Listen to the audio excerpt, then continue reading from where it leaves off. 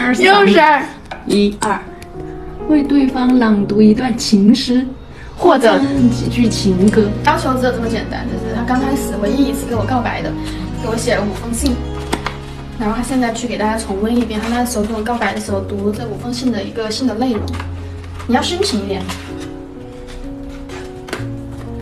唉，老天啊，当时写了5封，然后呢是分那个是分了那个顺序的。是这样子，有一个顺序，这个地方1、2、3有个顺序，那我们就从1开始读吧。哎呦，老天啊！太麻烦了。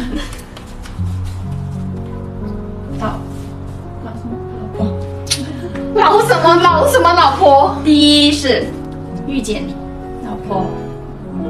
我知道。你以为什么？你以为什么？我没有远，你要靠我近一点，我要在你的耳边读。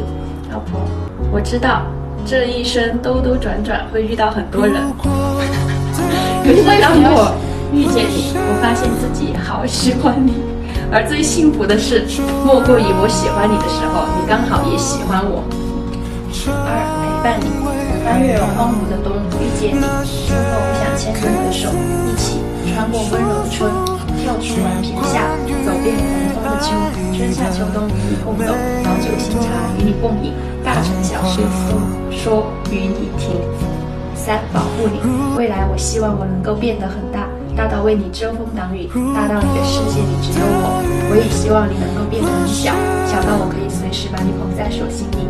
你是 night， 那我就是你的星星，想我时抬眼是我，从今往后更是保护你，让你可以依赖的心。4、告白，因为你把时间投注在你的玫瑰花上，所以它才会如此重要。所以你能与我一起花费时间去呵护我这一朵珍稀且重要的玫瑰花吗？我想老酒新茶与你共饮，大城小事说与你听，日月星辰伴你共赏，长长久久，答应我吧。5、答应吧，跟我在一起吧。这是画了个啥？我们一起在我们的爱情玫瑰花上耗费时间吧，答应我好吗 ？Yes or no？ 太没勾，我就给你两人放弃。好开心哦，他。你抱一下，抱一下。哎呀，不忘初心哈，希望你永远不忘初心，我也不忘初心。3、1、2、3，婚姻需不需要门当户对？我觉得男孩子跟女孩子会考虑这个问题吧，但是2个女孩子的话，其实最重要的是2个人之间的感情，是不是能够让你决定跟这个人以后继续生活，然后以后一直生活在一起。我觉得是2个人的感情其实是决定的因素，我觉得这个不是。是。哎呀，这个3嘛，23是几啊？1、2、3，生孩子。我们在对方身上的时间少了怎么办？哦，这个问题我是真的很感兴趣啊，请你回答。生孩子后，我们在对方身上的时间少了是吗？那怎么办？我觉得既然小刘都付出了身体，我没有说你要付出身体，既然就是小刘都要付出身体去生育一个孩子，在这里头我并没有是这样子的。哎，你打不打嘛？真的是，那我觉得的话，生完孩子后，我所有的时间都应该在他身上。你放屁！别人在回答问题的时候，你是没有资格插一脚的好吗？你再插一脚的话怎么办？快点回答！我觉得既然小牛都会花费身体，在我，既然小牛都愿意用身体为我生一个孩子，那我觉得，我的后半生的时间都应该是放在他的身上，去为他耗费时间。至于孩子的话，我一直的想法就是，我把他生下来。就我们把他生下来，就已经是对他最大的那个，所以我会从小教他，从识字，从会说喊妈妈开始，我就会教他打扫卫生、煮饭这些最基本的。我希望每天他能够把这个家收拾得好好的，为我们俩做饭，然后我们这样就不会有任何时间耗费在他身上，就只会耗费时间在彼此的身上。Nice。我1、2、3、4、5。39岁，女方比男方收入高能否？这个我觉得可以接受呀，我直接回答可以接受呀。好吧，再你来。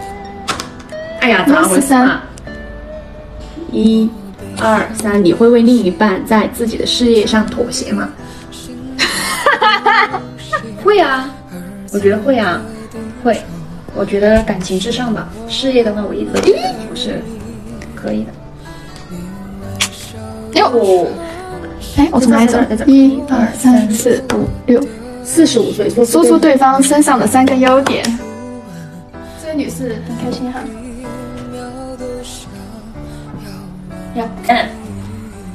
柚子同学呢有3个优点。什么叫有3个优点？是从众多优点里面挑选3个。柚子同学众多优点里面挑出3个典型的优点呢，一个是比较风骚，这也是优点呀。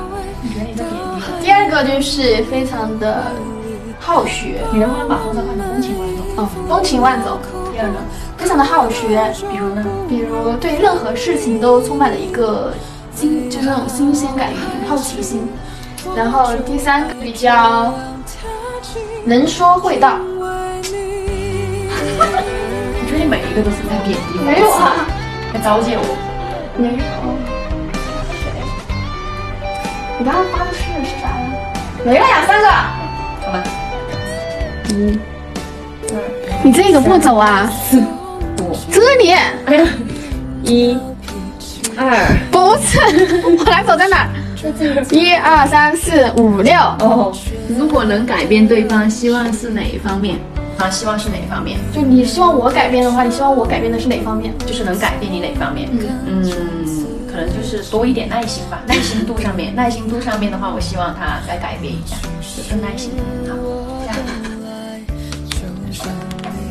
是。1、2。不对哦，你刚刚在这儿，要往上面。1、2、3、4。你假如意外获得一笔巨款，你会做什么吗？这应该是鲶鱼最梦寐以求的事情吧。假如我就是获得一笔巨款，我会做什么？我肯定是会，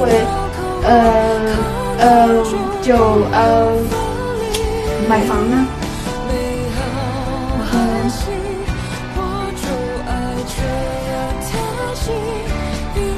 然后做投资啊，然后给小张买他喜欢的呀。小张笑开了花。我1、2、3、4、5。如果子女问你该选你爱的人还是爱你的人，你会怎么回答？如果子女问我，就是以后的孩子，你以后的孩儿。我以后的孩子在选择的时候，他问我这个问题是吗？对。啊，我以后的孩子问我，你该选爱他爱的人还是爱他的人？我会跟他说，妈妈们年轻的时候对这个的观点的看法是，两者需是同一个。所以，你早上还不是这么回答吗？妈妈觉得，两个妈妈们在年轻的时候的观点是，这个两者需是同一个人。我希望你找到这个样子的人。好，1、2、3、4、5。子女婚礼时，你会对他说什么？如果我说以后的孩子在婚礼的时候，我会对他说什么呢？我会就是什么都其实，在那个场合呢，就不用跟他多说什么。我可能会不用多说什么，我只会告诉他，就是如果你有一天不开心了，或者是生活的不快乐了，你随时回来。妈妈的门一定。妈妈的门是什么？妈妈的家的门。妈妈的家，妈妈的。要闪婚。就是如果你有一天生活的不开心了，然后受了委屈，你要记得，这里永远都是你的家，你永远都可以回来，这永远都是你的避风港。妈妈们是最强悍的两个妈妈们吵架也很厉害。哇，6、1、2、3、4、5、6。如何看待对方脸上的皱纹？如何看待衰老？这个问题感觉要挨打，这有点尴尬呢，为啥？我如何看待你脸上的皱纹？我会觉得那都是，你之所以会有皱纹，一定是为了我劳累，然后也操心，为了我们孩子劳心劳肝，然后为了这个肯定也是我让你不开心，才会让你想这么多，才会多长了几颗皱纹。所以呢，我觉得那都是你会嫌弃我吗？不会，我觉得那都是生活给予你的磨难，但是呢，磨难然后呢，但是如果看待衰老，因为我觉得，因为我以前是做医美的，我以为你说你以前年轻了，现在我以前是做医美的，所以我会你要帮我去拉皮，就我会一点都不会在意，就是说去做这些抗衰的，所以我也会带着你一起去做抗衰，我们俩一起要美美的。交换手机里的一张照片，觉得这个照片其实对于我来说的话是一个很有意义的一个照片。你们可以看到这个照片上面是一个蛋糕，然后是2020，就是从19年到20年这个跨年，就是那一天晚上的跨年，我是跟他一起跨的，所以我们当时是然后有点蜡烛，然后有许愿，所以我觉得这个时刻就对于我来说还是很重要的吧，而且很有爱。是这张照片。这张照片的话，对我有特别的意义，是我第一次被人求婚，然后给我的无名指上戴上了一个钻戒。这是他给我求婚的时候，就我没有想到，就是我们在一起1个月不到的时候，然后因为我当时特别的没有安全感，不管是对于异地恋这段感情，还是就是种种吧，就还是充满了很多的不安，就老是会问他，那会儿老是会问他一个问题，就是你会不会离开我？怎么样？然后我没有想到，他就一直记住了这句话，然后就其实当时也是刚在一起，而且还是异地恋的一个状态，也没有到1个月的时候，然后他给我就准备了这样一场就是求婚，然后呢给我专门买了钻戒，然后给我戴上，然后他跟我说，因为我知道你一直就是包括我们签保证书，不能离开对方，还怎么样按手印，他说你一直就是因为我能看得出来，你一直就是很没有安全感，对这段感情，你一直在会问我会不会离开你或什么的，所以我觉得你要用自己的方式，然后就希望通过给我钻戒，希望通过给我让我更加的坚定。那他通过这个方法来告诉我他的想法，就他是很坚定这段感情，也希望我能看到他的想法。所以这张照片是我觉得，第一次给一个人给我这么就记住我的话，然后给了我这么大的安全感，所以这个是对我来说最那个的一张照片。好，4，我在这儿个58，1、2、3、4。觉得跟过去相比，现在的他多了哪些优点？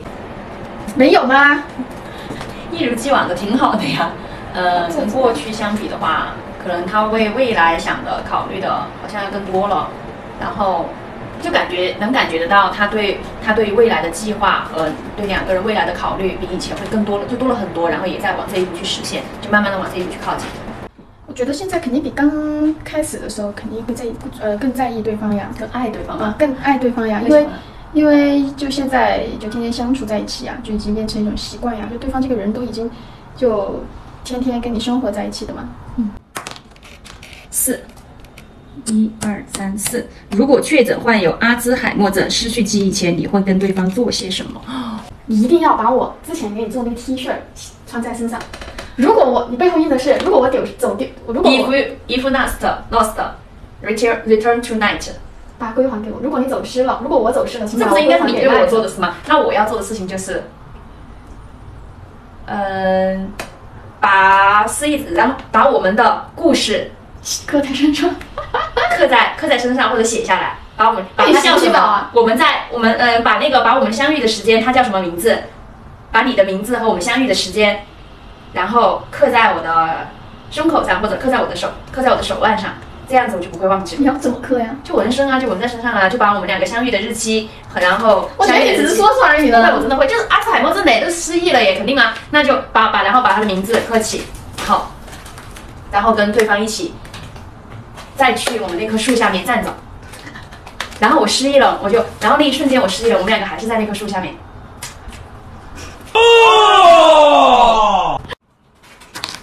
3、1、2、3，推荐。哎呀，这里是不是啊？1、2、3这样子，哎，不对吧？1、2、3。哎呀，推荐一本最想让他读的书，并阐述推荐理由。就是我其实蛮想让他去读一下那个《小王子》的书的，因为我觉得《小王子》它虽然说的是一个童话吧，就是但是里面蕴含了很多关于爱情方面的一些哲理，想要让他明白一下。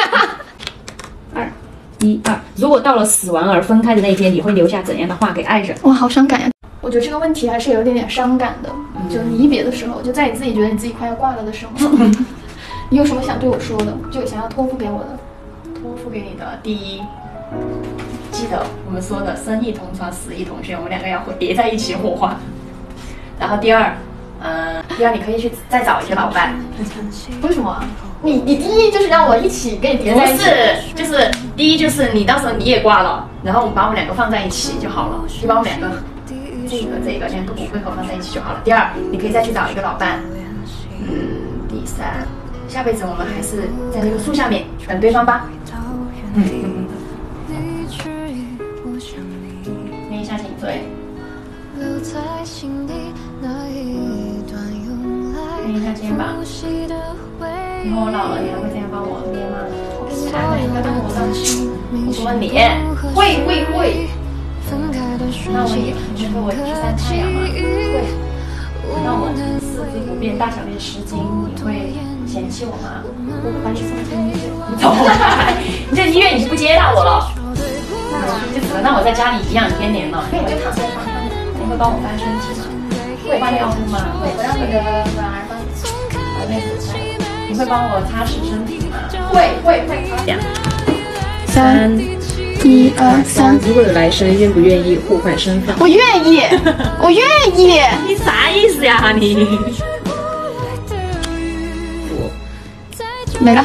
到这里。我们的生活，你看，我们的生活未完待续，现在给恋人一个大大的拥抱吧，来吧。前半生感谢遇见你，后半生拜托你啦。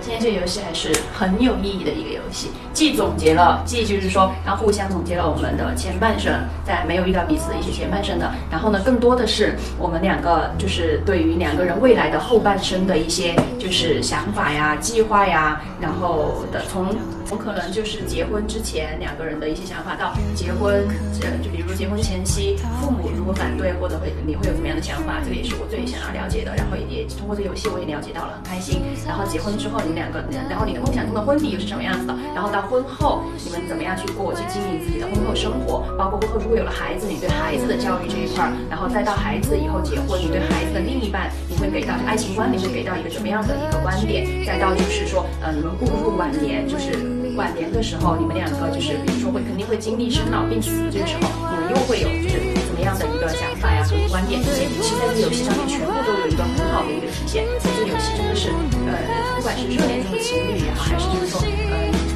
是生活中的一些小摩擦，进入了一个冷淡期，进入了一个怎么样的情侣，我觉得通过这个游戏其实真的是可以更加的增进两个人互相了解对方，然后对未来的一个就是双方对于未来的一个生活和以后走到以后的一些，你可以更深入的去了解对方的这些的想法，其实就真的是一个很好的游戏。那我这期就结束了，再见。下一期我们还会有更好玩的游戏哦。点关注那个叫什么？点赞、投币、收藏，3年一定要3年哦，各位，拜拜！希望大家生活美满哦。